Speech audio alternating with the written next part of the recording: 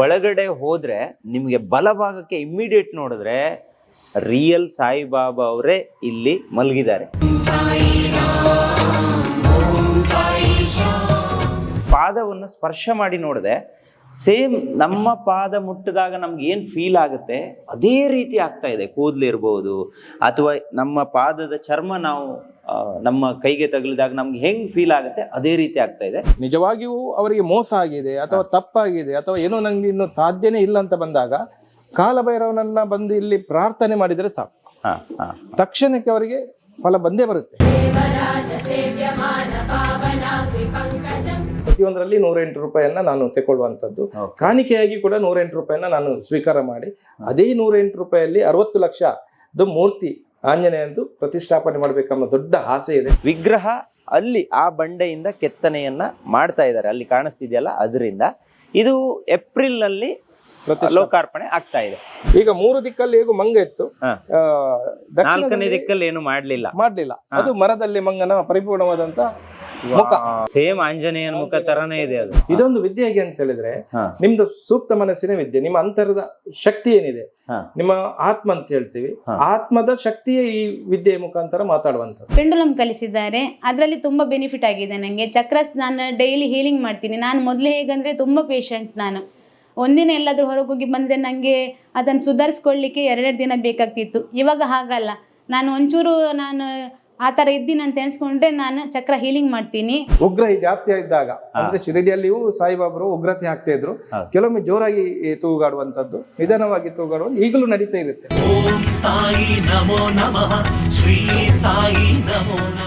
ಕ್ಷೇತ್ರ ಹೇಗಿದೆ ಅಂತ ಹೇಳಿದ್ರೆ ಯೋಧರಿಗೆ ಪ್ರಥಮ ಆತಿಥ್ಯ. ಎಷ್ಟೇ ಜನ ಬರ್ಲಿ, ಯಾರೇ ಬರ್ಲಿ, ಈ ಸಂದರ್ಭದಲ್ಲಿ ಪೂಜೆಯ ಸಂದರ್ಭದಲ್ಲಿ ಯೋಧರಿದ್ರು ಅಂತ ಹೇಳಿದ್ರೆ ಮೊದಲ ಪ್ರಸಾದ ಕೊಡುವುದು ಅವರಿಗೆ. ಒಬ್ಬೊಬ್ಬರಿಗೆ ಒಂದೊಂದು ಈ ಪ್ಯಾಕ್ ರೀತಿಯಲ್ಲಿ ಕೊಡ್ತೀವಿ. ಒಳ್ಳೆಯ ನಾವು ಕೂಡ ಇದನ್ನೇ ಸ್ವೀಕಾರ ಮಾಡುವಂತದ್ದು. ಇಲ್ಲಿ 2 ಅಡಿಗೆ ಇಲ್ಲ, ಒಂದೇ ಅಡಿಗೆ.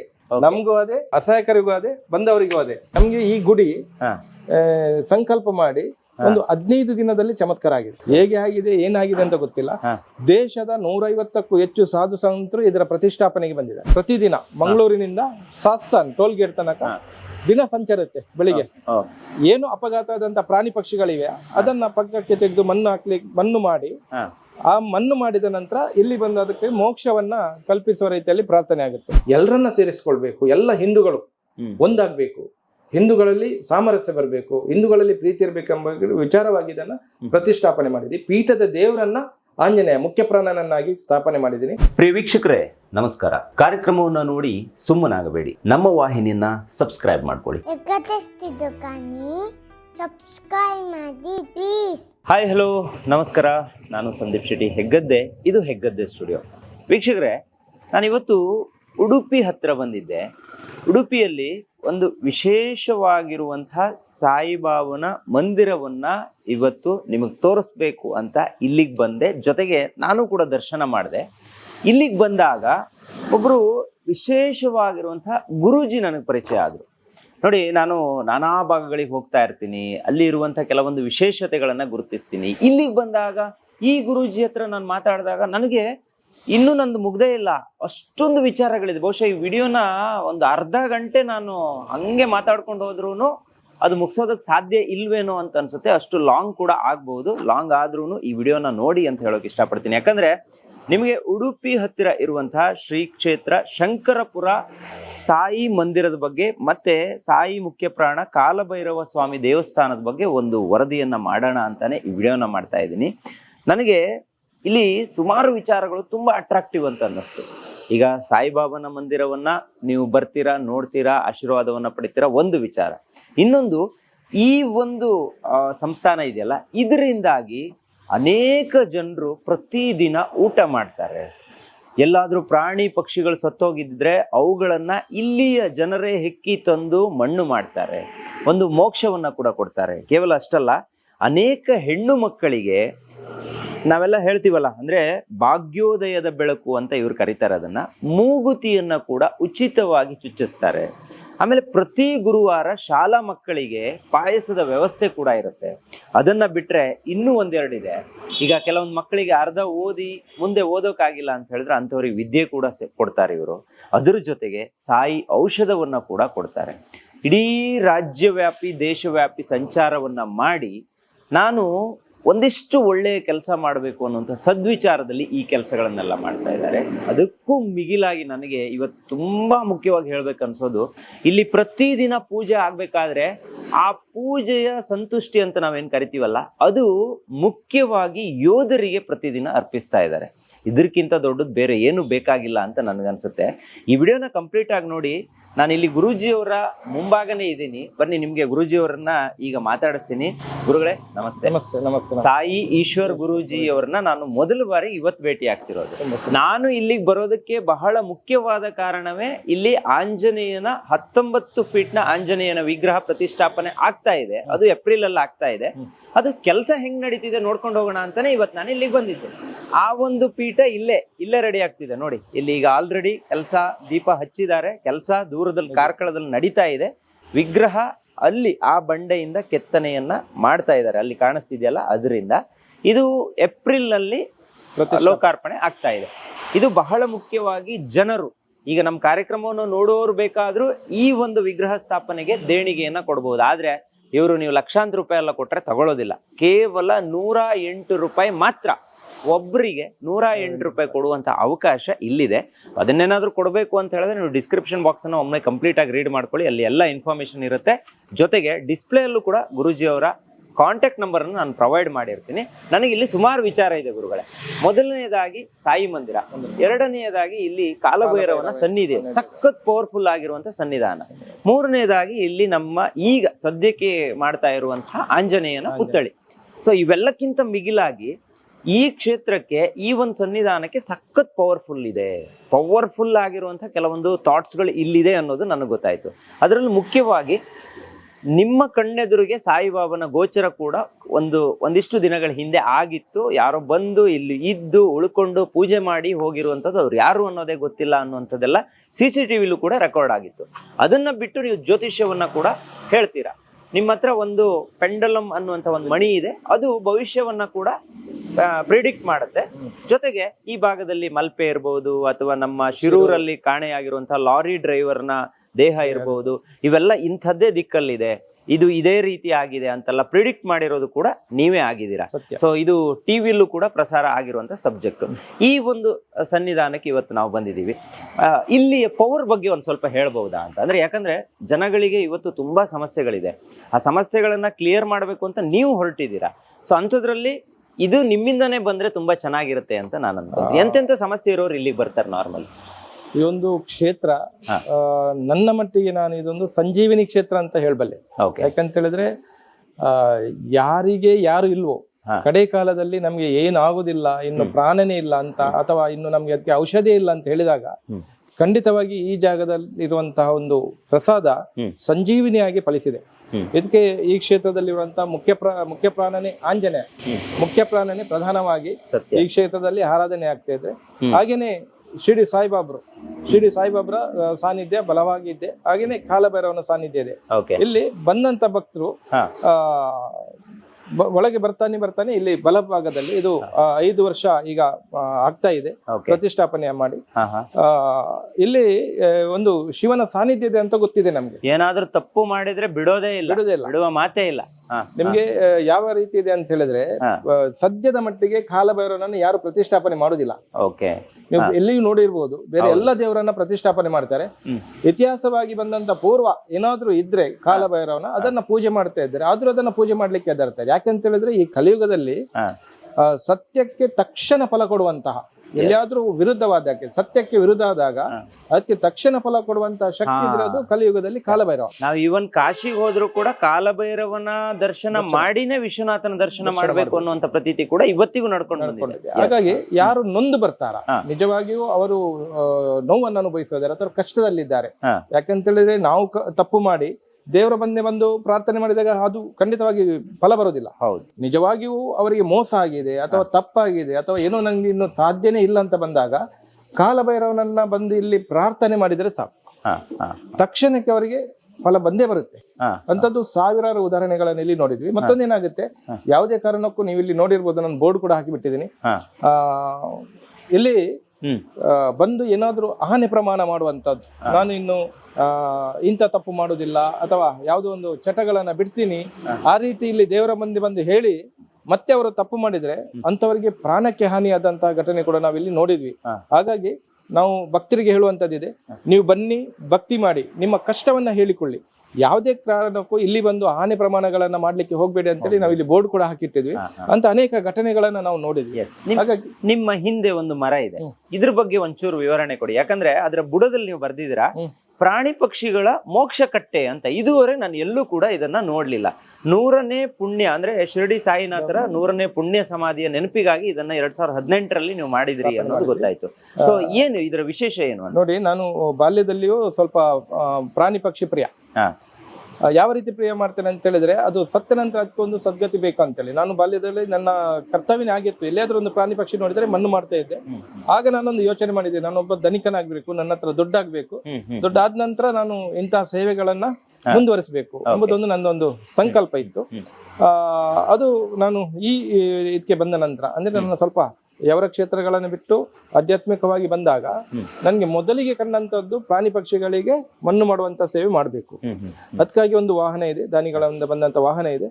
ಅದು ನಮ್ಮ ಪ್ರತಿದಿನ ಮಂಗಳೂರಿನಿಂದ ಸಾಸ್ಸಾನ್ ಟೋಲ್ ಗೇಟ್ ತನಕ ದಿನ ಸಂಚರುತ್ತೆ. ಬೆಳಿಗ್ಗೆ ಏನು ಅಪಘಾತ ಆದಂತ ಪ್ರಾಣಿ ಪಕ್ಷಿಗಳಿವೆ ಅದನ್ನ ಪಕ್ಕಕ್ಕೆ ತೆಗೆದು ಮಣ್ಣು ಮಾಡಿ ಆ ಮಣ್ಣು ಮಾಡಿದ ನಂತರ ಇಲ್ಲಿ ಬಂದು ಅದಕ್ಕೆ ಮೋಕ್ಷವನ್ನ ಕಲ್ಪಿಸುವ ರೀತಿಯಲ್ಲಿ ಪ್ರಾರ್ಥನೆ ಆಗುತ್ತೆ. ಇಲ್ಲಿ ಮೋಕ್ಷ ಲಿಂಗ ಅಂತ ಸ್ಥಾಪನೆ ಮಾಡಿದ್ವಿ. ಇಲ್ಲಿ ಮೋಕ್ಷ ಲಿಂಗ ಅಂತ ಇದೆ. ಇಲ್ಲಿ ನಾವು ನಿತ್ಯ ಒಂದು ಪ್ರಾರ್ಥನೆ ಪೂಜೆ ಈ ಜಾಗದಲ್ಲಿ ನಡೆದಿದೆ. ಇದ್ರ ಅಡಿಗಡೆ ಕೂಡ ಪ್ರಾಣಿಗಳಿದೆ. ಯಾಕಂತ ಹೇಳಿದ್ರೆ ಪ್ರಥಮ ಹಂತದಲ್ಲಿ ಯಾರೊಬ್ರು ಕೊಟ್ಟಂತ ಮರ ಇದನ್ನ ಇಲ್ಲಿ ನೆಟ್ಟ ನಂತರ ಬೆಳೀತಾ ಒಂದು ಅಪಘಾತದಲ್ಲಿ ಮಂಗ ನಮ್ಗೆ ಸಿಕ್ಕಿತ್ತು ಮೊದಲ ಬಾರಿಗೆ. ಅದನ್ನ ನಾವು ಪಶ್ಚಿಮ ಮುಖ ಮಾಡಿ ಮಣ್ಣು ಮಾಡಿದ್ವಿ ಬುಡದಲ್ಲಿ. ಮತ್ತೆ ಸ್ವಲ್ಪ ಸಮಯದ ನಂತರ ಮತ್ತೊಂದು ಮಂಗನದು ಬಂತು, ಅದನ್ನ ನಾವು ಉತ್ತರ ದಿಕ್ಕಿಗೆ ಮುಖ ಮಾಡಿ ಬುಡದಲ್ಲಿ ಮಣ್ಣು ಮಾಡಿದ್ವಿ. ಸರಿ. ಅದು ಸ್ವಲ್ಪ ಸಮಯದ ನಂತರ ಮತ್ತೊಂದು ಬಂತು, ಅದನ್ನ ಪೂರ್ವ ದಿಕ್ಕಿಗೆ ಮುಖ ಮಾಡಿ ಮಣ್ಣು ಮಾಡಿದ್ವಿ. ಮಂಗಗಳ ಹೌದು, ಗಂಡು ಮಂಗ ಆಗಿತ್ತು, 3 ಕೂಡ ಗಂಡು ಮಂಗ ಆಗಿತ್ತು. ಅದಾದ ನಂತರ ಬಂತು ಒಂದು ಹೆಣ್ಣು ಮಂಗ. ಆಗ ನಾವೇನ್ ಮಾಡಿದ್ವಿ, ಇಲ್ಲಿ 3 ಗಂಡನ್ನ ಹಾಕಿದ್ವಿ, ಹೆಣ್ಣನ್ನ ಹಾಕೋದು ಬೇಡ ಅಂತ ಅದನ್ನ ಹೊರಗಡೆ ಮಣ್ಣು ಮಾಡಿದ್ವಿ. ಅದು ಈಗೇನೆ ಇತ್ತು. ಅದಾದ ನಂತರ ನಮ್ಗೆ ಗೊತ್ತಿಲ್ಲ, ಇಲ್ಲಿ ಕಾಲಭೈರವನ ಸಾನ್ನಿಧ್ಯ ಬರುತ್ತೆ, ಅವನೇ ಮೋಕ್ಷಕಾರಕ ಶಿವನ ರೂಪ. ಹಾಗೆ ನಮ್ಗೆ ನಿಜವಾಗ್ಲೂ ಅದು ಗೊತ್ತಿಲ್ಲ. ಕಡೆಗೆ ಗೊತ್ತಾಯ್ತು, ನಮ್ ಗುರುಗಳ ಮುಖಾನ ಅವ್ರು ಬಂದು ಹೇಳಿದ್ರೆ ಇಲ್ಲಿ ಕಾಲಭೈರವ ಇದ್ದಾನೆ, ಅವನನ್ನ ಯಾಕೆ ಬಿಟ್ಟಿದೆ, ಅವನನ್ನ ಸ್ಥಾಪನೆ ಮಾಡ್ಬೇಕು. ನಾನು ಹೇಳಿದ್ರೆ ಇರೋದಾದ್ರೆ ಕಾಲಭೈರವ ಬೇಕಾ ವ್ಯವಸ್ಥೆ ಮಾಡಿದ್ರೆ ನಾನು ಮಾಡ್ತೇನೆ. ನಮ್ಗೆ ಈ ಗುಡಿ ಸಂಕಲ್ಪ ಮಾಡಿ ಒಂದು 15 ದಿನದಲ್ಲಿ ಚಮತ್ಕಾರ ಆಗಿದೆ. ಹೇಗೆ ಆಗಿದೆ ಏನಾಗಿದೆ ಅಂತ ಗೊತ್ತಿಲ್ಲ.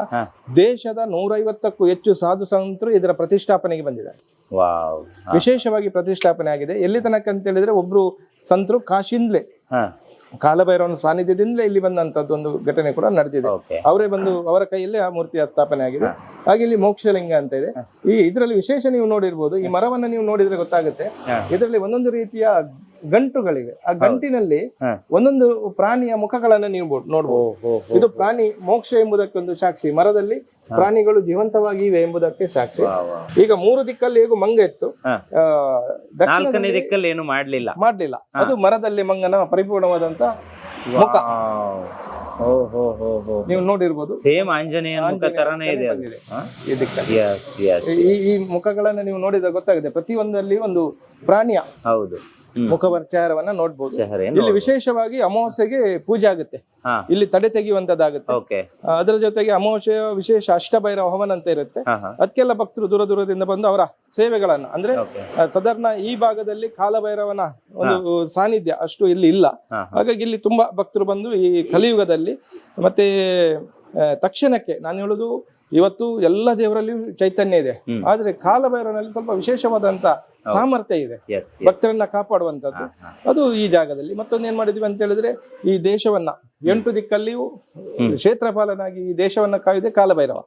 ಶಕ್ತಿಪೀಠಗಳನ್ನ ಕಾಯುವುದು ಕಾಲಭೈರವ. ಹಾಗಾಗಿ ಕಾಲಭೈರವನಿಗೆ ವಿಶೇಷವಾದಂತ ಪೂಜೆ ಆಗುತ್ತೆ. ಹಿಮಾಲಯಕ್ಕೆ ಹೋದ್ರು ಕೂಡ, ಕೇದಾರನಾಥಕ್ಕೆ ಹೋದ್ರು ಕೂಡ ಅದರ ಮುಂಭಾಗ ಕಾಲಭೈರವನ ದರ್ಶನವನ್ನ ಮಾಡೋದಕ್ಕೆ ಅವಕಾಶ ಇದೆ. ಅದಕ್ಕೆ ವಿಶೇಷ ಪೂಜೆ ನಡೀತಾನೆ ಇರುತ್ತೆ. ಈಗ ಇಲ್ಲಿಯೇ ಯಾಕೆ ನೀವು ಆಂಜನೇಯನ ಪುತ್ಥಳಿಯನ್ನ ಅನಾವರಣ ನೋಡಿ, ಇದು ದೇವಸ್ಥಾನದ ವಾಯುವ್ಯ ಮೂಲೆ ಆಗುತ್ತೆ. ಈ ದೇವಸ್ಥಾನಕ್ಕೆ ವಾಯುಮೂಲೆ. ಇಲ್ಲಿ ನಾವು ಯಾವುದೇ ಸಂಕಲ್ಪ ಇರಲಿಲ್ಲ. ಮುಖ್ಯ ಪ್ರಾಣ ಒಳಗಿದ್ದಾನೆ. ಓಕೆ. ನಾವು ಅಲ್ಲಿರ್ತೀವಿ ಸಾಕು ಅಷ್ಟಕ್ಕೆ ಅಂತ ಯೋಚನೆ ಮಾಡಿದ್ವಿ. ಸ್ವಲ್ಪ ಏನಂತ ಹೇಳಿದ್ರೆ ದೇವರಲ್ಲಿಯೂ ಕೆಲವೊಂದು ಸಂದರ್ಭದಲ್ಲಿ ಈಗ ನನಗೆ ಕಷ್ಟ ಇದೆ, ಈ ಮಂದಿರ ಮಾಡುವಾಗ ಕಷ್ಟ ಇದೆ, ಅದಕ್ಕೆ ಅವರೊಂದು ತೃಪ್ತಿಯಾಗಿ ಒಂದು ಪಕ್ಕದಲ್ಲಿ ಕೂತ್ಕೊಂಡಿದ್ದಾರೆ.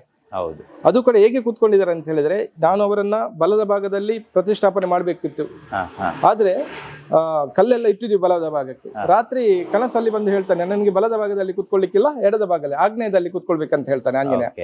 ಬೆಳಿಗ್ಗೆ ಬಂದು ಆ ಕಲ್ಲನ್ನ ಬದಲಾವಣೆ ಮಾಡಿ ಆಗ್ನೇಯದಲ್ಲಿ ಪ್ರತಿಷ್ಠಾಪನೆ ಆಗುತ್ತೆ. ಈಗ ಕ್ಷೇತ್ರ ಕಾಲಭೈರವನದೆಲ್ಲ ಆದ ನಂತರ ಈಗ ಆಂಜನೇಯ ಏನ್ ಮಾಡ್ತಾನೆ ಅಂತ ಹೇಳಿದ್ರೆ, ನನ್ಗೆ ಕೂತ್ಕೊಳ್ಳಿಕ್ಕೆ ಆಗುದಿಲ್ಲ, ಸ್ವಲ್ಪ ನಮ್ಗೆ ಒಂಚೂರು ಪೂಜೆ ಸಂದರ್ಭದಲ್ಲ ಸ್ವಲ್ಪ ಒಂಚೂರು ಆವೇಶಗಳನ್ನ ಕೊಡುವಂತದ್ದು ಇದೆ. ಅದೆಲ್ಲ ನಾವು ವಿಮರ್ಶೆ ಮಾಡಿದಾಗ ಅದು ಹೊರಗೆ ಬರ್ಬೇಕಂತಾಯ್ತು. ಇದೊಂದು ವಾಯು ದಿಕ್ಕು ಖಾಲಿ ಇತ್ತು. ಇದು ಆಂಜನೇಯನ ಮೊದಲ ಪ್ರೇರಣೆ ಆಗಿರ್ಬೋದು. ವಾಯುಪುತ್ರ ಆದ ಕಾರಣ ಅವನನ್ನ ವಾಯು ದಿಕ್ಕಲ್ಲಿ ಇಲ್ಲಿ ಅಂದ್ರೆ ನಾವಲ್ಲಿ ಯಾವ್ದು ಮಾಡೋದಿದ್ರೆ ಇಲ್ಲಿ ಒಂದು ಆಂಜನೇಯನ ಪ್ರಸಾದವನ್ನ ತೆಗಿತೀವಿ. ಆ ಪ್ರಸಾದ ತೆಗೆಯುವಾಗ ಈ ದಿಕ್ಕಲ್ಲಿ ಅಂತ ಬಂತು. ಅದ್ರ ಜೊತೆಗೆ ಯಾವ ರೀತಿ ಬೇಕು ಏನಂತ ನಾವು ಯೋಚನೆ ಮಾಡಿದಾಗ ಚಿಕ್ಕ ಗುಡಿ ಮಾಡೋದಂತ ಇತ್ತು. ಆಂಜನೇಯನಿಗೆ 19 ಅಡಿ ಎತ್ತರ ಮೂರ್ತಿ ಮಾಡೋ ಸಂಕಲ್ಪ ಇರಲಿಲ್ಲ, ಒಂದು ಚಿಕ್ಕ ರೀತಿಯಲ್ಲಿ ಗುಡಿ ಮಾಡುವಂತದ್ದಿತ್ತು ನಮ್ಮ ಸಾಮರ್ಥ್ಯಕ್ಕೆ. ಇಲ್ಲಿ ಒಬ್ರು ಅಮ್ಮ ಬರ್ತಾರೆ, ಅವರು ಸುಮಾರು ಸಮಯದ ನಂತರ ಬಂದಾಗ ನಮ್ದು ಸಂಕಲ್ಪ ಆಗಿತ್ತು, 3D ಅಲ್ಲಿ ಆಗಿತ್ತು ಗುಡಿ ಮಾಡುವಂತದ್ದು. ಅವರು ಏಕೈಕಿ ಬಂದು ಒಳಗೆ ಬೊಬ್ಬೆ ಹಾಕ್ತಾರೆ, ಇಲ್ಲಿ ಗುಡಿಯಲ್ಲಿ ಕೂತ್ಕೊಳ್ಳೋದಲ್ಲ, ನಾನು ದೈತ್ಯವಾಗಿ ನಿಲ್ಬೇಕು ಅಂತ ಹೇಳಿ ಬೊಬ್ಬೆ ಹಾಕ್ತಾರೆ. ಆಗ ನಮ್ಗೆ ಚಿಂತೆ ಆಗುತ್ತೆ, ಅವು ದೈತ್ಯವಾಗಿ ನಿಲ್ಲಿಸ್ಬೇಕಾದ್ರೆ ಸುಮಾರು ಖರ್ಚು ಇದೆ, ಅಷ್ಟು ಸಾಮರ್ಥ್ಯ ನಮ್ಮ ಹತ್ರ ಇಲ್ಲ. ನಾವಂದ್ರೆ ನಿರಂತರವಾಗಿ ಸೇವೆ ಮಾಡೋದ್ರಿಂದ ಎಲ್ಲ ಗುಡಿಗೊಬ್ಬರ ಮಾಡುವಷ್ಟು ಸಾಮರ್ಥ್ಯ ಇಲ್ಲ ಅಂತ ಹೇಳಿದಾಗ ಎಲ್ಲವೂ ತನ್ನಿಂತಾನೆ ಆಗುತ್ತೆ ಅಂತ ಹೇಳುವಾಗ ಮತ್ತೆ ನಾವು ಇಲ್ಲಿ ದೇವರ ಪ್ರಸಾದ ತೆಗೆದಾಗ 11 ಬರುತ್ತೆ. ಸರಿ, ಇಲ್ಲೇ ಮಾಡುವಂತೇಳಿ ಸಂಕಲ್ಪವನ್ನ ಇಲ್ಲಿ ಮಾಡಿದ್ವಿ. ಈಗ 19 ಎತ್ತರ ಇದೆ. ನೀವು ಕೇಳಿರ್ಬೋದು, ಹನುಮಂತನ ಅಂದ್ರೆ ಶಿವನ 11ನೇ ಅವತಾರ ಹನುಮಂತ. ಅದಕ್ಕೆ 11 ಅಡಿ ಮತ್ತೆ 8 ಫೀಟ್ 8 ಪೀಠ ಬರುತ್ತೆ. ಪೀಠ ಅಂತ ಹೇಳಿದ್ರೆ 8 ವಿದ್ಯೆಗಳನ್ನ ಕಲ್ತಿದ್ದಾನೆ, 8 ವಿದ್ಯೆಗಳನ್ನ ಹನುಮಂತ ಕಲ್ತಿದ್ದಾನೆ. ಹಾಗಾಗಿ ಒಟ್ಟಿಗೆ 19 ಫೀಟ್ ಎತ್ತರದ ಮೂರ್ತಿ ಪ್ರತಿಷ್ಠಾಪನೆ. ಖಂಡಿತ ನಾನು ಅದಾದ್ಮೇಲೂ ಕೂಡ ಒಂದ್ಸಲ ಬರ್ತೀನಿ. ನಾನು ಇಲ್ಲೇ ಯಾಕೆ ನಿಂತಿದ್ದೀನಿ ಅಂತ ಹೇಳಿದ್ರೆ, ಒಳಗಡೆ ಹೋದ್ರೆ ನಿಮ್ಗೆ ಬಲಭಾಗಕ್ಕೆ ಇಮ್ಮಿಡಿಯೇಟ್ ನೋಡಿದ್ರೆ ರಿಯಲ್ ಸಾಯಿಬಾಬಾ ಅವರೇ ಇಲ್ಲಿ ಮಲಗಿದ್ದಾರೆ. ಬನ್ನಿ ತೋರಿಸ್ತೀನಿ ನೋಡಿ. ಇಲ್ಲಿ ಬಂದು ನೋಡಿದ್ರೆ ನಾನು ಫಸ್ಟ್ ಟೈಮ್ ಬಂದು ಹಿಂಗ್ ಒಳಗಡೆ ಬಂದಾಗ ಅಬ್ಬಾ ಹಂಗೆ ಮಲಗಿದಾರಲ್ಲ ಅಂತ ಅನ್ನಿಸ್ತು.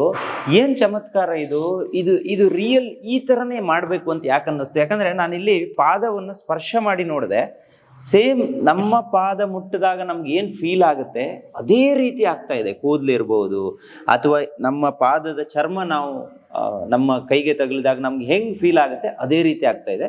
ಆಮೇಲೆ ಇದೊಂದು ತೂಗು ಮಂಚ, ಸೊ ತೂಗ್ತಾ ಇದೆ.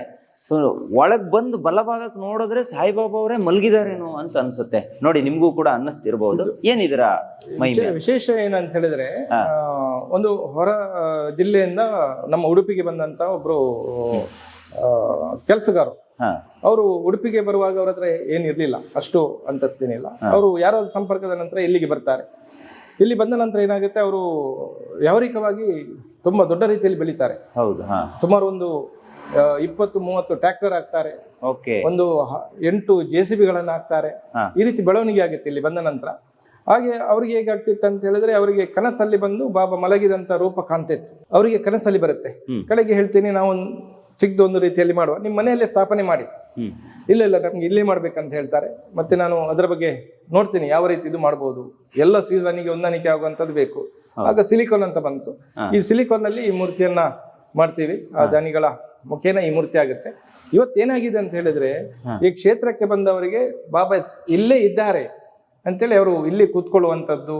ಮತ್ತೆ ಅದರದ್ದು ಚೈತನ್ಯ ಕೂಡ ಆ ಭಾವನೆಗಳಿಗೆ ಒಂದು ವಿಶೇಷವಾದಂತಹ ಚೈತನ್ಯ. ಅದರ ಜೊತೆಗೆ ರಾತ್ರಿ ಉಯ್ಯಾಲೆ ಚಲಿಸ್ತಾನೆ ಇರುತ್ತೆ, ಅಂದ್ರೆ ತೂಗ್ತಾ ಇರುತ್ತೆ. ಸುಮಾರು ಭಕ್ತರು ಬಂದು ಅಲ್ಲಿಂದ ನೋಡ್ಲಿಕ್ಕೆ ಆಗುತ್ತೆ, ಕಿಟಕಿಯಿಂದ ನೋಡ್ತಾರೆ. ಕೆಲವೊಂದ್ ಸರ್ತಿ ಜೋರಾಗಿರುತ್ತೆ. ಯಾಕೆಂತ ಹೇಳಿದ್ರೆ ಉಗ್ರ ಜಾಸ್ತಿ ಇದ್ದಾಗ, ಅಂದ್ರೆ ಶಿರಡಿಯಲ್ಲಿಯೂ ಸಾಯಿಬಾಬರು ಉಗ್ರತೆ ಹಾಕ್ತಾ ಇದ್ರು. ಕೆಲವೊಮ್ಮೆ ಜೋರಾಗಿ ತೂಗಾಡುವಂತದ್ದು, ನಿಧಾನವಾಗಿ ತೂಗಾಡುವಂತ ಈಗಲೂ ನಡೀತಾ ಇರುತ್ತೆ. ತುಂಬಾ ಭಕ್ತರಲ್ಲಿ ನೋಡ್ತಾರೆ. 3 ವರ್ಷದ ಹಿಂದೆ ನಾನು ಇಲ್ಲಿಗೆ ಒಬ್ಬ ಸಬ್ ಇನ್ಸ್ಪೆಕ್ಟರ್ ಕರ್ಕೊಂಡ್ ಬಂದಿದ್ರು. ನಾನು ಅವ್ರ ಗುರುಗಳು ನೋಡ್ಬೇಕು ಅಂದ್ಬಿಟ್ಟು ಒಂದಿನ ಎಲ್ಲ ವೆಯ್ಟ್ ಮಾಡಿದೆ. ಆಮೇಲೆ ಸಿಕ್ಕಿದ್ರು. ನಮ್ಮ ಮನೆಯಲ್ಲಿ ಸ್ವಲ್ಪ ತುಂಬಾನೇ ಕಷ್ಟ ಇತ್ತು. ಕ್ರಿಟಿಕಲ್ ಅಂದರೆ ತುಂಬಾನೇ ಕ್ರಿಟಿಕಲ್. ಅಪ್ಪಂಗೆ ಹುಷಾರಿರ್ಲಿಲ್ಲ, ಮತ್ತೆ ನಮ್ಮ ಬಿಸ್ನೆಸ್ ಎಲ್ಲ ಡೌನ್ ಆಗ್ಬಿಟ್ಟಿತ್ತು. ಆಗ ಬಂದು ಕೇಳಿದಾಗ ನಮ್ಮ ಜಮೀನಲ್ಲಿ ಉತ್ತ ಇತ್ತು. ನಮ್ದು ಇಲ್ಲಿಂದ 350 ಕಿಲೋಮೀಟರ್. ಎಲ್ಲಿ? ಮೈಸೂರು. ಮೈಸೂರಿಂದ ಬಂದಿದ್ದೆ ಈಗ ನೀವು? ಮೈಸೂರಿಂದ. ಓಕೆ.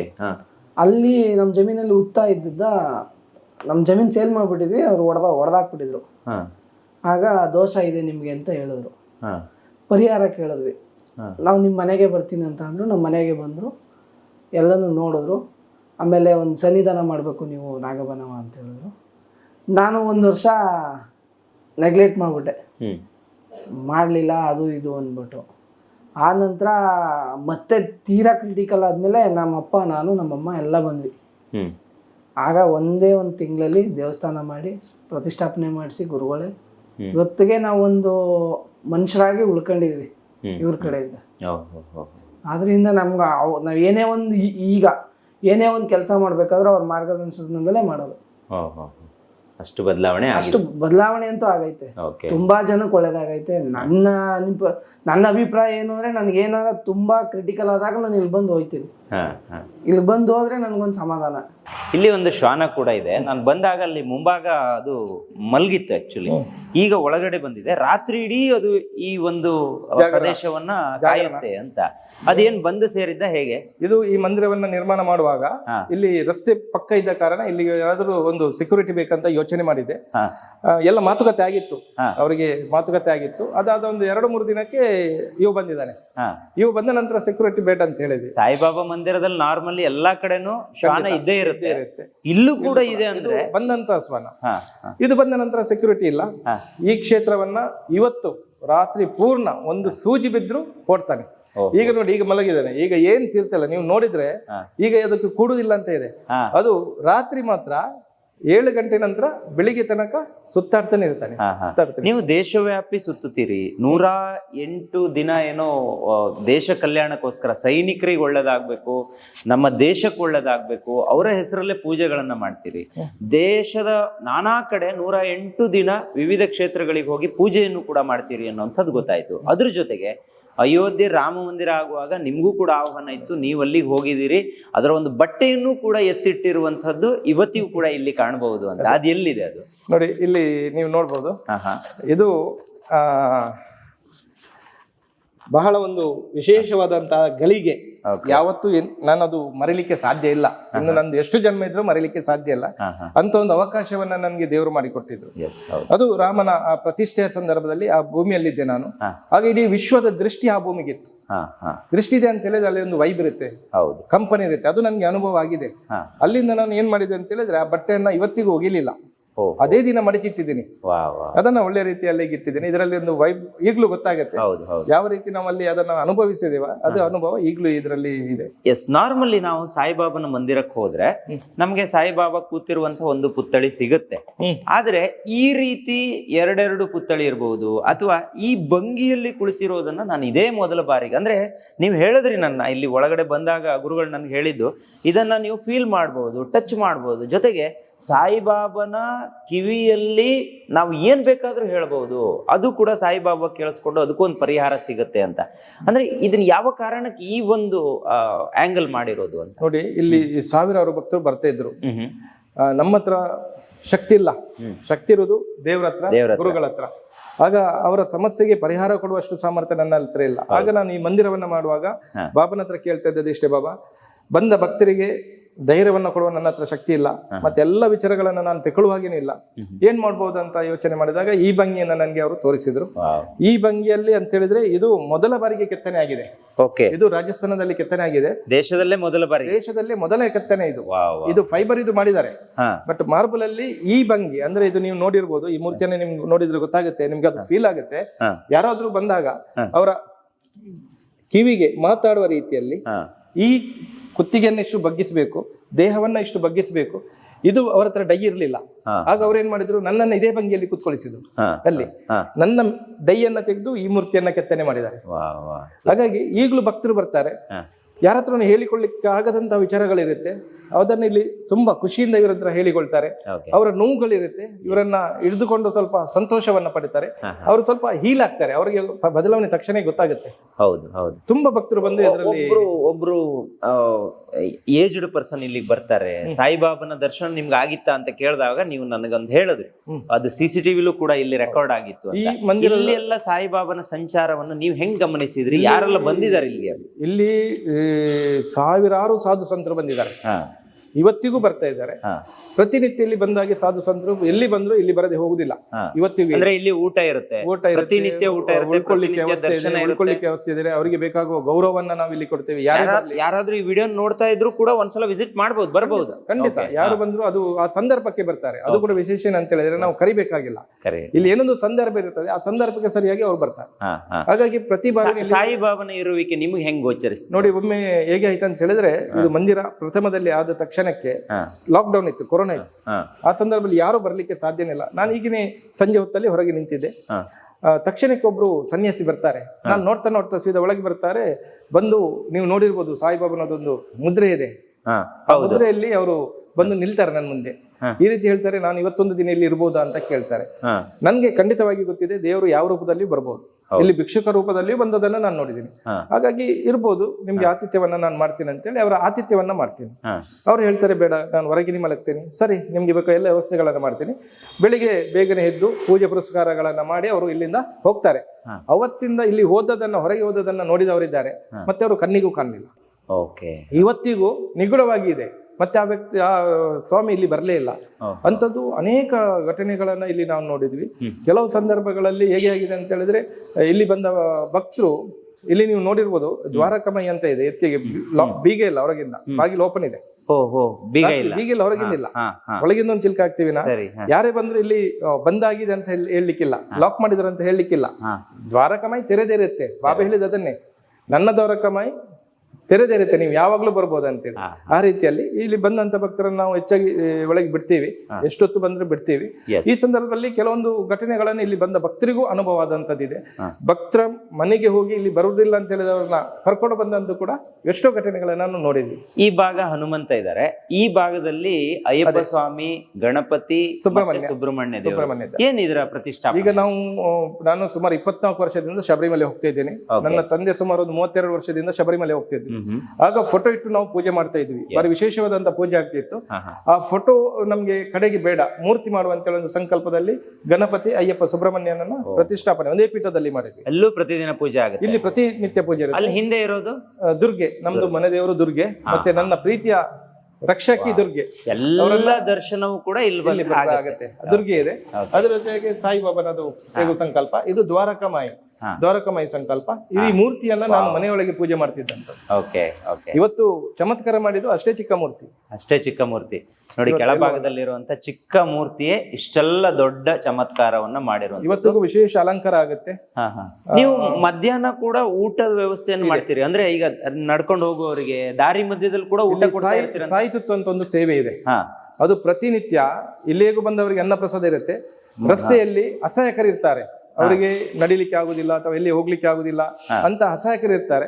ಈಗ ನಾವು ತಯಾರಿ ಆಗ್ತಾ ಇದೆ, ಅದನ್ನ ಒಳ್ಳೆ ರೀತಿಯಲ್ಲಿ ತಯಾರು ಮಾಡಿ ಅದನ್ನ ಕೊಡುವ ರೀತಿಯಲ್ಲಿ, ಅಂದ್ರೆ ಅವರ ಪಕ್ಕನೆ ಹೋಗಿ ಎಲ್ಲಿ ಅವರಿಗೆ ತಲುಪಿಸ್ಬೇಕಾ ಅಲ್ಲಿ ಅದನ್ನ ತಲುಪಿಸುವ ರೀತಿಯಲ್ಲಿ ತೋರಿಸಬಹುದು.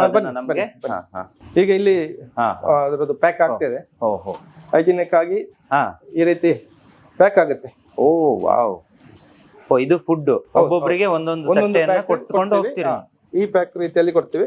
ಒಳ್ಳೆಯ ನಾವು ಕೂಡ ಇದನ್ನೇ ಸ್ವೀಕಾರ ಮಾಡುವಂತದ್ದು. ಇಲ್ಲಿ 2 ಅಡಿಗೆ ಇಲ್ಲ, ಒಂದೇ ಅಡಿಗೆ. ನಮ್ಗೂ ಅದೇ, ಅಸಹಾಯಕರಿಗೂ ಅದೇ, ಬಂದವರಿಗೂ ಅದೇ.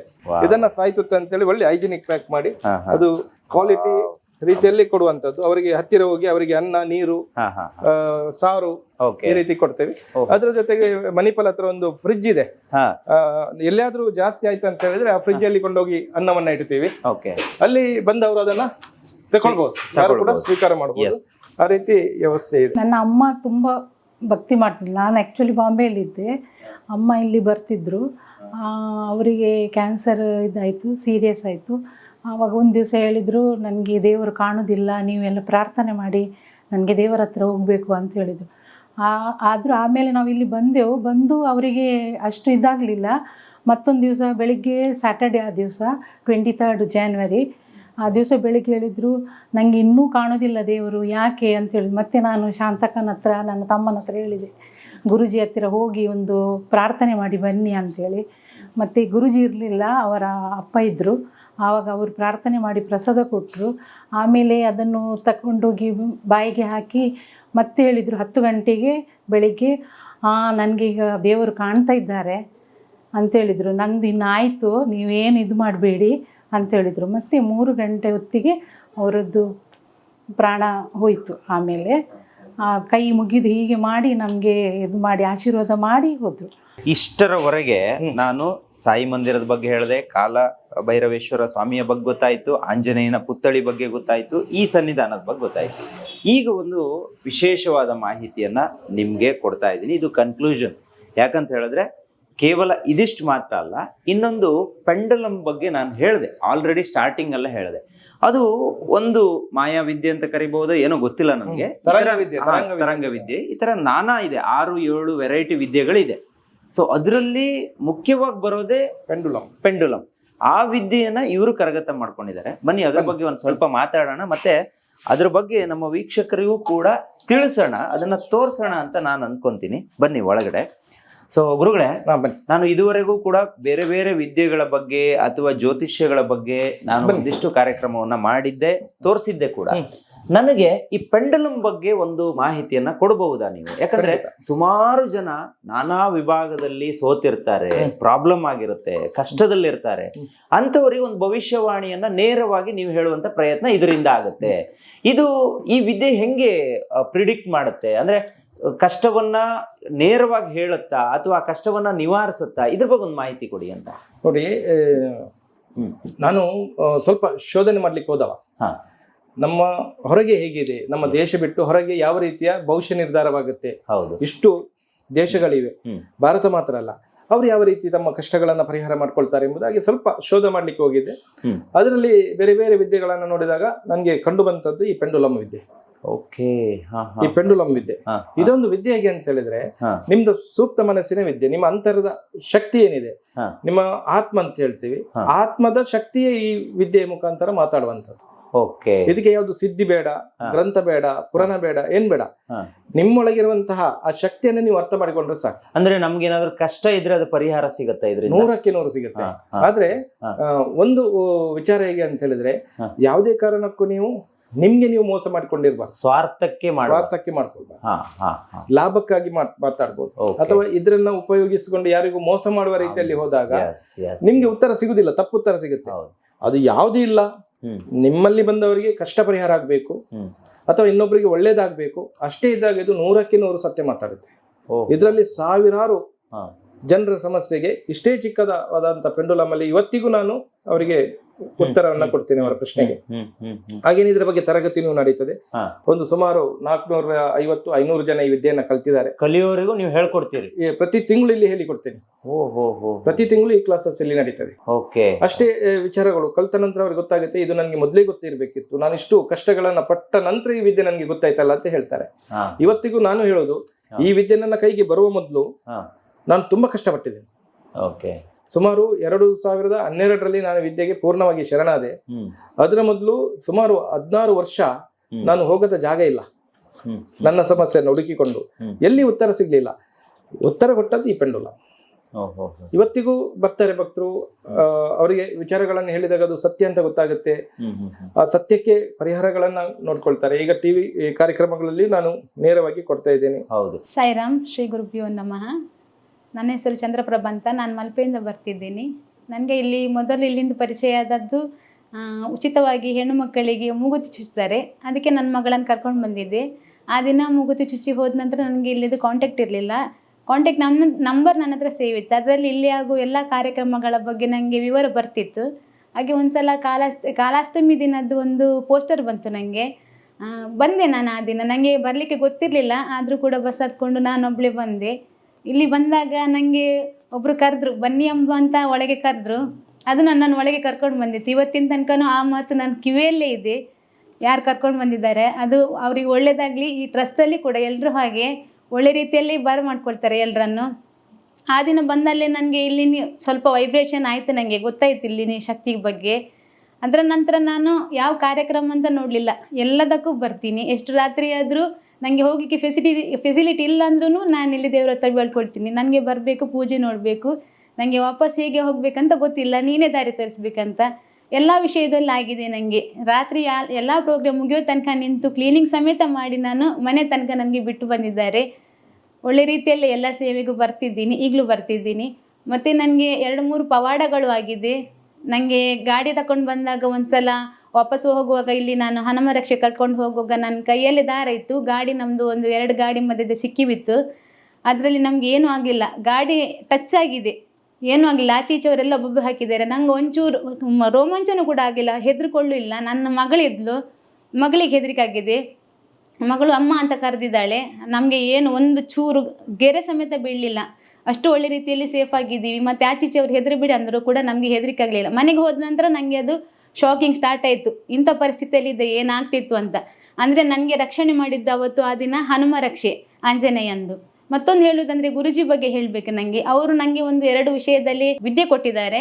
ಒಂದು ನನಗೆ ಪೆಂಡುಲಮ್ ಕಲಿಸಿದ್ದಾರೆ, ಅದರಲ್ಲಿ ತುಂಬ ಬೆನಿಫಿಟ್ ಆಗಿದೆ ನನಗೆ. ಚಕ್ರಸ್ ನಾನು ಡೈಲಿ ಹೀಲಿಂಗ್ ಮಾಡ್ತೀನಿ. ನಾನು ಮೊದಲೇ ಹೇಗಂದರೆ ತುಂಬ ಪೇಷಂಟ್. ನಾನು ಒಂದಿನ ಎಲ್ಲಾದರೂ ಹೊರಗೋಗಿ ಬಂದರೆ ನನಗೆ ಅದನ್ನು ಸುಧಾರಿಸ್ಕೊಳ್ಳಿಕ್ಕೆ 2 ದಿನ ಬೇಕಾಗ್ತಿತ್ತು. ಇವಾಗ ಹಾಗಲ್ಲ.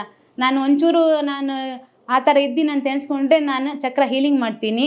ಒಂದು ಗಳಿಗೆಯಲ್ಲಿ ನಾನು ತುಂಬ ರಿಲ್ಯಾಕ್ಸ್ ಆಗ್ತೀನಿ. ಮತ್ತೊಂದು ಕ್ರಿಯಾಧ್ಯಾನ ಅಂತ ಕಲಿಸಿಕೊಟ್ಟಿದ್ದಾರೆ, ಅದರಲ್ಲೂ ಹಾಗೆ. ನನಗೆ ಮೆಂಟಲಿ ಫಿಸಿಕಲಿ ತುಂಬ ಬೆನಿಫಿಟ್ ಇದೆ. ಅದರಲ್ಲಿ ತುಂಬ ಕ್ಲಿಯರ್ ಆಗಿದ್ದೀನಿ ಈಗ. ಮುಂಚೆಗಿಂತ ನಾನು ಒಂದು 90% ಏನೊಂದು ನನಗೆ ಕಷ್ಟ ಬಂದರೂ ನಾನು ಬದುಕ್ತೀನಿ, ಎದುರಿಸ್ತೀನಿ ಅನ್ನೋ ಒಂದು ಧೈರ್ಯ ನನಗೆ ಬಂದಿದೆ.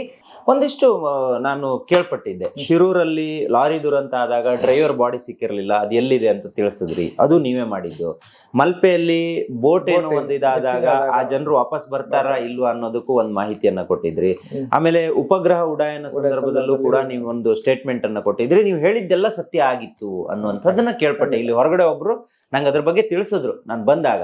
ಸೊ ಇದು ನಿಜಾನಾ? ಇದು 100ಕ್ಕೆ 100. ಇವತ್ತು ಮಲ್ಪೆಯಲ್ಲಿ ಒಂದು ಬೋಟ್ ಮಿಸ್ಸಿಂಗ್ ಆಯ್ತು. ಅದರಲ್ಲಿ 7 ಜನ ಮಿಸ್ಸಿಂಗ್ ಆದ್ರು. ಎಲ್ಲ ಕಡೆ ಹೇಳಿದ್ರು ಅವರು ಬರ್ತಾರೆ, ಇದ್ದಾರೆ. ಬಟ್ ನನ್ನಲ್ಲಿಗೆ ಬಂದಾಗ ನಾನು ಅವ್ರು ಬರ್ಲಿಕ್ಕೆ ಸಾಧ್ಯನೇ ಇಲ್ಲ, 1% ನಂಬಿಕೆ ಇಟ್ಕೊಳ್ಳಿ ಅಂತ ಅವ್ರು ಬರುದಿಲ್ಲ ಅಂತ ಹೇಳಿದ್ದು ಅದು ಇವತ್ತಿಗೂ ನಿಗೂಢವಾಗಿದೆ, ಸತ್ಯವಾಗಿದೆ. ಅದರ ಜೊತೆಗೆ ನೀವು ಶಿರೂರಿದ್ದು ಒಂದು ಕಥೆಯನ್ನ ನೋಡಿರಬಹುದು. ಅಲ್ಲಿ ಎಲ್ಲರೂ ಶೋಧ ಮಾಡಿ ಕಡೆಗೆ ಆಗುದಿಲ್ಲ ಅಂತ ಹೋದಾಗ ಆ ಮರುದಿನ ನಾವು ಅಲ್ಲಿ ಹೋದಾಗ ಇಂಥದೇ ಜಾಗದಲ್ಲಿ ಲಾರಿ ಇದೆ, ಅದರಲ್ಲಿ ತುಂಡು ದೇಹ ಇದೆ ಅಂತ ಹೇಳಿದ್ದೆ ನಾನು. ಇವತ್ತಿಗೂ ದೇಹ ಸಿಕ್ಕಿದೆ, ಕುತ್ತಿಗೆ ಸಿಗ್ಲಿಲ್ಲ. ಅದೇ ಜಾಗದಲ್ಲಿ ಶೋಧ ಮಾಡಿದರೆ ಕೊಂಡೋಗಿದ್ದಾರೆ. ಹಾಗೇನೆ ಮೊದಲ ಬಾರಿಗೆ ಒಂದು ಚಂದ್ರಯಾನ 1 ಅದು ಉಡಾವಣೆ ಆಗಿತ್ತು, 2 ಅಲ್ಲ. ಆ ಸಂದರ್ಭದಲ್ಲಿ ಕೂಡ ಇದು ಸಂಪೂರ್ಣವಾಗಿ ಲ್ಯಾಂಡ್ ಆಗುತ್ತೆ, ವರ್ಕ್ ಆಗುದಿಲ್ಲ ಅಂತ ಹೇಳಿದ್ದು ಕೂಡ ಇದೇ ಪೆಂಡುಲಮ್. ನೀವು ಕೊರೋನಾ ನೋಡಿರ್ಬೋದು. 2019 ಡಿಸೆಂಬರ್ ಅಲ್ಲಿ ಒಂದು ಗ್ರಹಣ ಬಂದಿತ್ತು, ಸೂರ್ಯಗ್ರಹಣ. ಆ ಸಂದರ್ಭದಲ್ಲಿ ನಾನು ಹೇಳಿದ್ದೇನೆ, ವೈದ್ಯರಿಗೆ ಸವಾಲಾಗುವಂತಹ ಒಂದು ಕಾಯಿಲೆ ಬರುತ್ತೆ. ಅದಾದ 5-6 ತಿಂಗಳಲ್ಲಿ ಬಂತು ಕೊರೋನಾ. ಹೀಗೆ ಅನೇಕ ಪ್ರಶ್ನೆಗಳನ್ನ ಆ ಸಂದರ್ಭದಲ್ಲಿ ಆದಾಗ ಏನಾಗ್ತಿತ್ತು, ನಾವು ಕಲಿಯುವಂತಹ ಸಂದರ್ಭ, ಸ್ವಲ್ಪ ಆಸಕ್ತಿ ಇತ್ತು. ಈಗ ಏನ್ ಮಾಡಿದ್ವಿ ಅಂತ ಹೇಳಿದ್ರೆ, ಯಾವುದೇ ಅಹಿತಕರ ಘಟನೆ ನಡೆದ್ರು ಅದಕ್ಕಾಗಿ ನಾವು ಪ್ರಾರ್ಥನೆ ಮಾಡ್ತೇವೆ, ದೇವರೇ ಅದು ಆಗ್ಬಾರ್ದು, ನಾವು ಹೇಳಿದ್ದು ಆಗುವುದು ಸರಿಯಲ್ಲ. ಆ ರೀತಿ ನಮ್ದು ಈಗ ಯೋಚನೆ. ಯಾಕೆಂತ ಹೇಳಿದ್ರೆ ಗೊತ್ತಿರುತ್ತೆ, ಪ್ರಕೃತಿಗಾಗಿ ನಾವು ಪ್ರಾರ್ಥನೆ ಮಾಡ್ತೇವೆ, ಅದ್ರ ಜೊತೆ ಯೋಧರಿಗಾಗಿ ನಾವು ಪ್ರಾರ್ಥನೆ ಮಾಡ್ತೇವೆ. ಈಗ ಸಿಂಧೂರದ ಸಂದರ್ಭದಲ್ಲಿಯೂ ಅದೇ ವಿಶೇಷವಾದಂತಹ ಪ್ರಾರ್ಥನೆಗಳನ್ನ ನಾವು ಮಾಡಿದ್ವಿ. ಮತ್ತೆ ಈ ಕ್ಷೇತ್ರ ಹೇಗಿದೆ ಅಂತ ಹೇಳಿದ್ರೆ, ಯೋಧರಿಗೆ ಪ್ರಥಮ ಆದ್ಯತೆ. ಎಷ್ಟೇ ಜನ ಬರ್ಲಿ, ಯಾರೇ ಬರ್ಲಿ, ಈ ಸಂದರ್ಭದಲ್ಲಿ ಪೂಜೆಯ ಸಂದರ್ಭದಲ್ಲಿ ಯೋಧರಿದ್ರು ಅಂತ ಹೇಳಿದ್ರೆ ಮೊದಲ ಪ್ರಸಾದ ಕೊಡೋದು ಅವರಿಗೇನೆ. ಮತ್ತೆ ಇನ್ನೊಂದು ನೋಡಿದೆ ನಾನು, ಏಕ ಜಾತಿ ಧರ್ಮ ಪೀಠ ಅಂತ. ನೀವೆಲ್ಲರ ಜೊತೆ ಒಟ್ಟಿಗೆ ಕೂತ್ಕೊಂಡು ಊಟನೂ ಕೂಡ ಮಾಡ್ತಾ ಇರೋದು ಫೋಟೋಸ್ ಗಳನ್ನ ನೋಡಿದೆ. ಈ ಕಾನ್ಸೆಪ್ಟ್ ಏನಿದು ಏಕ ಜಾತಿ ಧರ್ಮ ಪೀಠ ಅಂದ್ರೆ? ನಮ್ಮಲ್ಲಿ ಎಷ್ಟು ಜಾತಿ ವರ್ಗಗಳಿದೆ ಹಂಗಾದ್ರೆ? ನೋಡಿ, ಜಾತಿ ಸುಮಾರು ಇದೆ. ಈಗ ನಮ್ಮ ಕರ್ನಾಟಕದಲ್ಲಿ ಏನಿಲ್ಲದಿದ್ರು 150ರಿಂದ 200 ಜಾತಿ. ಧರ್ಮ ಒಂದೇ, ಹಿಂದೂ ಮಾತ್ರ, ಮೂಲ ಒಂದೇ, ಚಿನ್ನನೆ, ಅದ್ರಲ್ಲಿ ಏನ್ ಬೇಕಾದ್ರೂ ತಯಾರು ಮಾಡ್ಬೋದು ನೀವು. ಆ ರೀತಿ ಹಿಂದೂ ಧರ್ಮ ಒಂದೇ, ಅದರೊಳಗೆ ಜಾತಿ ವ್ಯವಸ್ಥೆಗಳು ಇದೆ. ಯಾಕಂತ ಹೇಳಿದ್ರೆ ಆ ಸಂದರ್ಭಕ್ಕೇನೋ ಬಂದಿದೆ. ಆದ್ರೆ ಇದನ್ನ ನಾನು ಹೇಗೆ ಮಾಡಿದ್ದೇನೆ ಅಂತ ಹೇಳಿದ್ರೆ, ಏಕಜಾತಿ ಧರ್ಮಪೀಠ. ಇಲ್ಲಿ ಈ ಜ್ಯೋತಿ ಬೆಳಗಿಸುವಾಗ 34 ನಮ್ಮ ಸ್ಥಳೀಯ 34 ಜಾತಿಯನ್ನ ಇಲ್ಲಿ ಕರೆದು ಅವರ ಮುಖಾಂತರ ಈ ಪೀಠವನ್ನ ಸ್ಥಾಪನೆ ಮಾಡಿದ್ದೀನಿ. ನಮ್ಮ ಬ್ರಹ್ಮಶ್ರೀ ನಾರಾಯಣ ಗುರುಗಳ ಕನಸಾಗಿರ್ಬೋದು, ನಿತ್ಯಾನಂದ ಸ್ವಾಮಿಯ ಕನಸಾಗಿರ್ಬೋದು, ಅಥವಾ ನಮ್ದು ಇವರ ನಿತ್ಯಾನಂದ ಸ್ವಾಮಿ ಜೊತೆಗೆ ಶಿರ್ಡಿ ಸಾಯಿಬಾಬಾನ ಕಲ್ಪನೆ ಆಗಿರ್ಬೋದು. ಆ ರೀತಿ ಇದೊಂದು ಪೀಠ ಸ್ಥಾಪನೆ ಆಗಿದೆ. ಈ ಪೀಠ ಹೇಗಿದೆ ಅಂತ ಹೇಳಿದ್ರೆ, ಈಗ ಇನ್ನು ನನ್ನ ಸಮುದಾಯ ಮುಂದೆ ಹೋಗ್ಲಿಕ್ಕಿಲ್ಲ ಈ ಪೀಠದಲ್ಲಿ. ಈ ಪೀಠಕ್ಕೆ ಇನ್ನೊಂದು ಸಮುದಾಯ ತಯಾರಾಗ್ಬೇಕು. ಏಕಜಾತಿ ಅಂದ್ರೆ ಈ ಪೀಠ ಸಮಾನ ಎಲ್ಲರಿಗೂ. ಹಾಗಾಗಿ ಇವತ್ತೇನಾಗಿದೆ ಅಂತ ಹೇಳಿದ್ರೆ, ಈ ಪಾರಂಪರಿಕವಾಗಿ ಬಂದಂತ ಮಠ ಅಲ್ಲ, ನಾನೇ ಸ್ಥಾಪನೆ ಮಾಡಿದ ಮಠ. ನನ್ನದೇ ಆದಂತ ಕೆಲವೊಂದು ನಿಯಮಗಳನ್ನು ಅಳವಡಿಸಿದ ಕಾರಣ ಎಲ್ಲರನ್ನ ಸೇರಿಸ್ಕೊಳ್ಬೇಕು, ಎಲ್ಲ ಹಿಂದೂಗಳು ಒಂದಾಗ್ಬೇಕು. ಹಿಂದೂಗಳಲ್ಲಿ ಸಾಮರಸ್ಯ ಬರಬೇಕು, ಹಿಂದೂಗಳಲ್ಲಿ ಪ್ರೀತಿ ಇರಬೇಕೆಂಬ ವಿಚಾರವಾಗಿ ಇದನ್ನ ಪ್ರತಿಷ್ಠಾಪನೆ ಮಾಡಿದ್ವಿ. ಪೀಠದ ದೇವರನ್ನ ಆಂಜನೇಯ ಮುಖ್ಯ ಪ್ರಾಣನನ್ನಾಗಿ ಸ್ಥಾಪನೆ ಮಾಡಿದ್ದೀನಿ. ಈಗ ಅದೇ ಹೇಳಿದೆ, ಪ್ರತಿ ಹಿಂದೂಗಳು 108 ರೂಪಾಯಿ. ಅದು ಯಾಕೆ 108 ರೂಪಾಯಿನ ನೀವು ಮೆನ್ಷನ್ ಮಾಡೋದು? ಈಗ ನೋಡಿ, ನನ್ನ ಎಲ್ಲಾ ಸಂಕಲ್ಪದಲ್ಲಿ 108 ಅಂತ ಹೇಳಿದ್ರೆ ನಾವು ಜಪ ತಪ ಮಾಡಿದ್ರೆ 108 ಅದೊಂದು ಪರಿಪೂರ್ಣವಾದಂತ ಒಂದು ಸಂಖ್ಯೆ. ಅಲ್ಲಿ ಬರುತ್ತೆ 9 ಬರುತ್ತೆ. ಸಂಕಲ್ಪ ಇದೆ, ಅದನ್ನ ಪ್ರತಿ ಬಾರಿನೂ ನಾವು ಪೂರ್ಣವಾಗಿ 108 ಪೂರ್ಣವಾಗಿ ನಾವು ಮಾಡ್ತಾ ಹೋಗ್ತೇವೆ. ಅನೇಕ ವಿಚಾರಗಳಿವೆ, ಬಂದಂತಹ ಪ್ರೇರಣೆಗಳಿವೆ, ಬಂದಂತಹ ಕೆಲವೊಂದು ವ್ಯಕ್ತಿಗಳಾಗಿ ಬಂದಿರ್ಬೋದು, ನನ್ನ ಮಾರ್ಗದರ್ಶಕರಾಗಿ ಬಂದಿರ್ಬೋದು, ಅವರು ಕೊಟ್ಟಂತೆ ಕೆಲವೊಂದು ಸೂಚನೆಗಳಿವೆ. ಅದನ್ನೆಲ್ಲ ನಾನು ನಿಯಮಿತವಾಗಿ ಪಾಲಿಸಿದ ಕಾರಣ ಅದು ಒಂದು 108 ಪ್ರತಿಯೊಂದರಲ್ಲಿ 108 ರೂಪಾಯಿಯನ್ನ ನಾನು ತಗೊಳ್ಳುವಂಥದ್ದು. ಕಾಣಿಕೆಯಾಗಿ ಕೂಡ 108 ರೂಪಾಯಿಯನ್ನ ನಾನು ಸ್ವೀಕಾರ ಮಾಡಿ ಅದೇ 108 ರೂಪಾಯಿಯಲ್ಲಿ 60 ಲಕ್ಷದ ಮೂರ್ತಿ ಆಂಜನೇಯಂದು ಪ್ರತಿಷ್ಠಾಪನೆ ಮಾಡ್ಬೇಕನ್ನೋ ದೊಡ್ಡ ಆಸೆ ಇದೆ. ಹಾಗಾಗಿ ನನ್ನ ಎಲ್ಲ ಹಿಂದೂ ಬಂದವರಲ್ಲಿ ಹೇಳುವಂಥದ್ದು, ನೀವು 108 ರೂಪಾಯಿ ಕೊಡಿ, ಈ ಕ್ಷೇತ್ರದಲ್ಲಿ ಆಂಜನೇಯನನ್ನು ಪ್ರತಿಷ್ಠಾಪನೆ ಮಾಡುವಂತೇಳಿ. ಎಸ್ ಖಂಡಿತ. ನಾನಂತೂ ತುಂಬಾ ವಿಚಾರ ಮಾತಾಡೋದಿತ್ತು, ಅಂದ್ರೆ ಇದನ್ನ ನಾವು ಅರ್ಧ ಗಂಟೆಲಿ ಹೇಳೋಕ್ ಸಾಧ್ಯ ಇಲ್ಲ, ಅಷ್ಟಿದೆ. ನೀವು ನೋಡಿ, ಮಧ್ಯಾಹ್ನ ಇಲ್ಲೊಂದು ದಾರಿಲಿ ಯಾರಾದ್ರೂ ಸ್ವಾಮಿ ಮಾಲಾಧಾರಿಗಳು ಯಾರಾದ್ರೂ ಹೋಗ್ತಾ ಇದ್ರೆ ಅಥವಾ ಶಬರಿಮಲೆ ಯಾತ್ರೆ ಮಾಡೋದ್ರಿ ಎಲ್ಲೂ ಊಟ ಸಿಗಲ್ಲ ಅಂತ ಹೇಳಿದ್ರೆ ಇವರದ್ದು ಊಟದ ವ್ಯವಸ್ಥೆ ರೋಡ್ ಸೈಡ್ ಇರುತ್ತೆ. ಅಥವಾ ಈ ವಿಟ್ಲಪಿಂಡಿ ಟೈಮಲ್ಲಿ ಹೋಟೆಲ್ಗಳೆಲ್ಲ ಕ್ಲೋಸ್ ಆಗಿದ್ರು ಕೂಡ ಇವರು ಸ್ವತಃ ಒಂದು ಸ್ಟಾಲ್ ಹಾಕೊಂಡು ಅಲ್ಲಿ ಊಟವನ್ನ ಕೊಡ್ತಾರೆ. ಇಲ್ಲಿಗೆ ಬಂದ್ರು ಕೂಡ ಅನ್ನದಾನದ ವ್ಯವಸ್ಥೆ ಇದೆ. ಮಕ್ಕಳಿಗೆ ಕೂಡ ಪ್ರತಿ ವಾರದಲ್ಲಿ ಒಂದು ದಿನ ಪಾಯಸದ ವ್ಯವಸ್ಥೆಯನ್ನು ಕೂಡ ಮಾಡ್ತಾ ಇದ್ದೀರಾ. ಸೊ ಬೇರೆ ಬೇರೆ ಭಾಗಗಳಿಗೆ ಮೂಗುತಿಯನ್ನ ಕೂಡ, ಅಂದ್ರೆ ಹೆಣ್ಮಕ್ಕಳಿಗೆ ಮೂಗುತಿಯನ್ನ ಚುಚ್ಚಿಸಿ, ಅದರಲ್ಲೂ ನಾವು ಮೆನ್ಷನ್ ಮಾಡ್ಬೇಕು ಚಿನ್ನದ ಮೂಗುತಿ, ಯಾಕಂದ್ರೆ ಈಗ ಚಿನ್ನದ ರೇಟ್ ತುಂಬಾ ಕಾಸ್ಟ್ಲಿ ಆಗಿದೆ. ಅಂತರಲ್ಲಿ 1008 ಮಕ್ಕಳಿಗೆ ಕಳೆದ ಬಾರಿ ನೀವು ಅದನ್ನ 160